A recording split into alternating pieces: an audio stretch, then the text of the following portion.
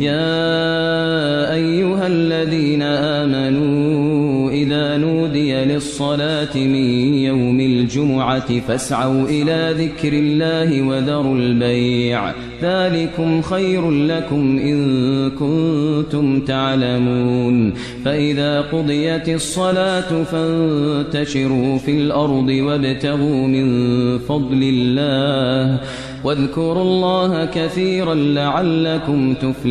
واذكروا الله كثيرا لعلكم تفلحون وإذا رأوا تجارة أو لهوا انفضوا إليها وتركوك قائما قل ما عند الله خير